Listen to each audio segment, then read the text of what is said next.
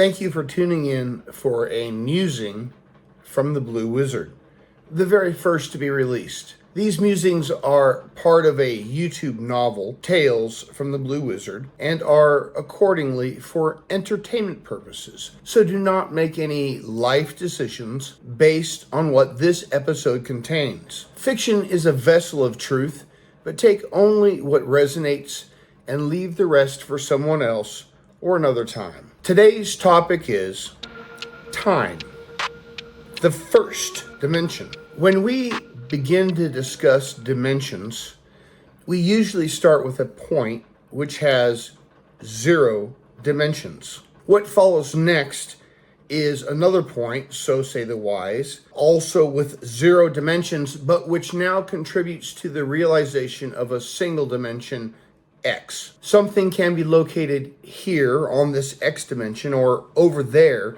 in one of 2 directions on a line. There are places to the left and to the right for purposes of this discussion, and infinite points along that line as you split metaphorical hairs thinner and thinner. For someone determined to be obstinately binary, for someone determined to have a very narrowly focused view, they can be described as 2 points: good, bad, light, dark, hot, cold, but these are relative. The Hermeticists have identified the law of polarity and maintain that opposites are actually identical in nature, but different in degree. But these examples are not located on infinite lines that extend beyond 2 points we have selected, but are actually located on rays. Some of us will remember that in geometry, a ray is defined as a line that ends or begins at one point and extends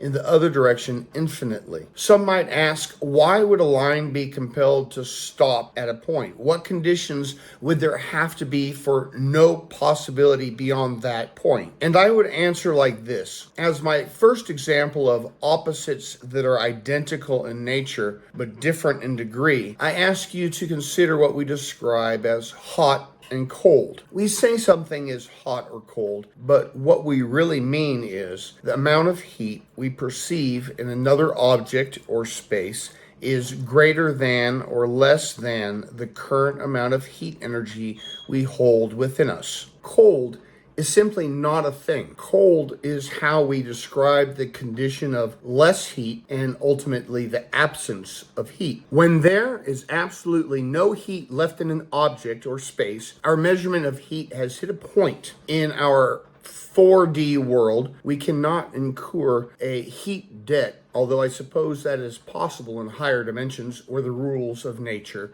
are different. We can imagine a heat debt to extend the line past absolute 0 Kelvin, but here in this timeline, anything less than 0 Kelvin simply does not exist in the real world. But we can always, in theory, following the laws of existence here, add heat to a space or object. Likewise, dark is not a thing. Dark describes the absence of light. And when there's absolutely no light left in an object or space, our measurement of light has hit a point which I suppose we can call absolute dark. So the wise say an entity living in a 2-dimensional world can perceive only a single dimension. This is known, and if you don't understand why, please research this point. There are several YouTube videos that discuss this to help you wrap your mind around the principle. So let us extrapolate this in both directions. An entity in a 1-dimensional world or state has no dimension of perception. An entity existing in a 2-dimensional world perceives only a single dimension. An entity existing in a 3-dimensional world perceives only 2 dimensions. This is why I say those who describe our world as being 3D are inaccurate.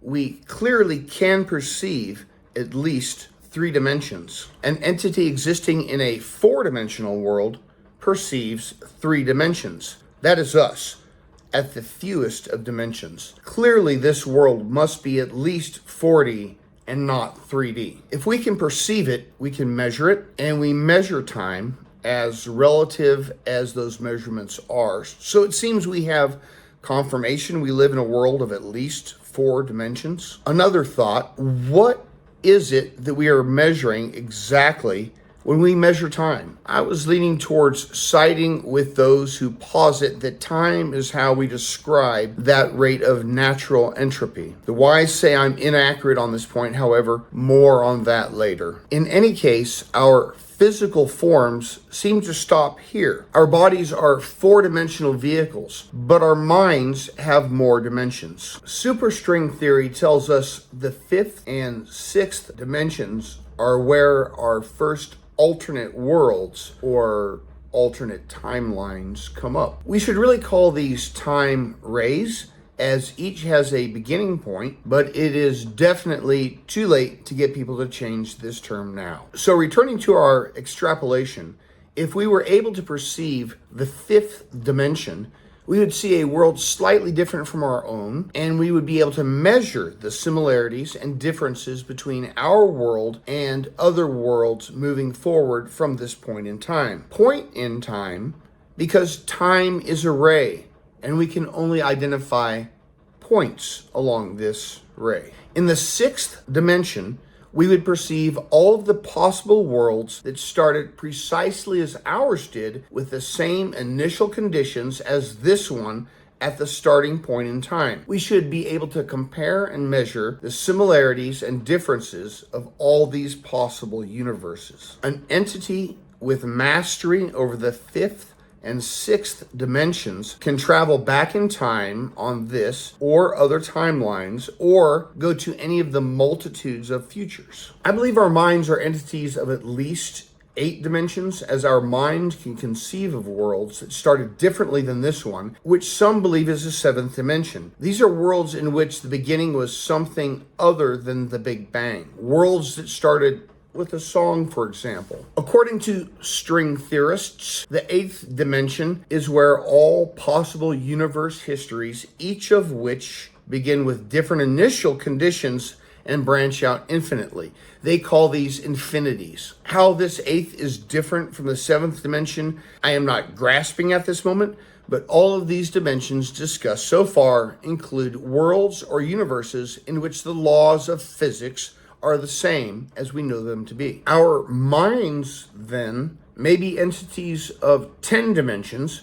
as the 9th includes all possible universes that have different laws of physics. Many of us can conceive of these worlds in which physics are different than we know them to be. The 10th dimension, which some believe to be the final, is a world in which everything is possible. As our minds can conceive of these sorts of worlds, I believe our minds are entities of at least 11 dimensions. The 11th dimension and beyond seem beyond our ability to conceive, however. So let us return to our discussion of a one-dimensional world in which nothing can be seen. Let us now have consciousness with at least one dimension. To do this, we need to add a dimension, with this usually being described as X, this way and that way. But without time, how does an entity have consciousness? The wise will list the dimensions as first X, and then Y, and then Z to get the 3 dimensions we are familiar with, and then propose that the 4th dimension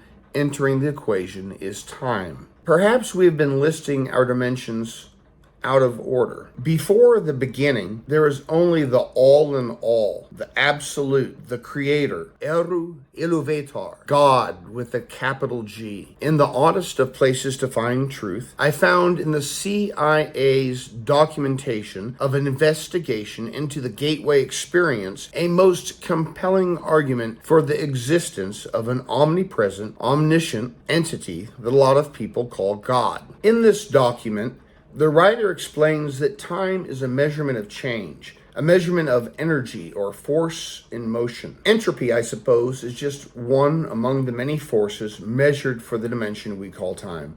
Time is what we call the observation and measurement of changes in current energy states. In order for energy to be in motion, it must be specifically located in a dimension distinguishable from other specific locations. The writer of the CIA document assumes a location in space, but I think it starts with a location in time. But put a pin in that. If that energy is within a dimension, it is confined. Energy that is not confined is force without limit, without dimension, without the limits of form. That energy is infinite with no beginning and no end and can't move because there's nothing beyond infinity. That energy is outside of the dimension of time and beyond space, omnipresent with no differentiation between here and there, being in an infinite state. And this energy in a state of inactivity, completely at rest,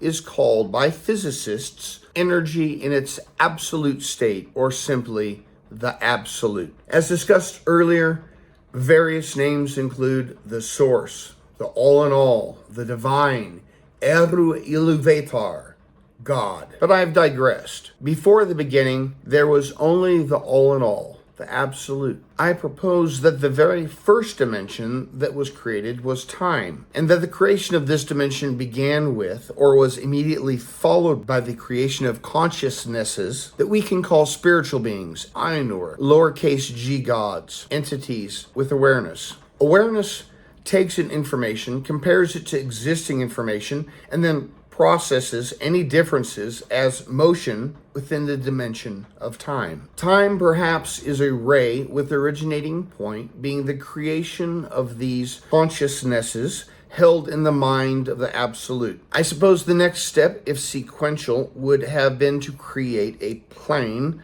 with the initial activity of these spirits being wave patterns, vibrations of varying frequency. Tolkien described this point in time as the music of the Ainur. Some, who call themselves Christians, have proposed that before creation of the physical world, angels spent all of their time singing praises to the creator of the heavens. In any case, time could have existed without space, as consciousness only needs time to exist, not space. If we add the second dimension, what we usually think of as the first, there would have been a line of existence with points thereon. Adding the third dimension, but what we usually think of as the second, we could have a heavenly plane perfect for sound waves. But with a big bang, we could add a fourth dimension to have three-dimensional space, ever expanding outward in time. Or perhaps until everything is drawn towards and into a big black hole to complete a torus shape. But that is another discussion. Thank you for visiting for the first musing from the Blue Wizard. Please like, share, and subscribe if you like this content.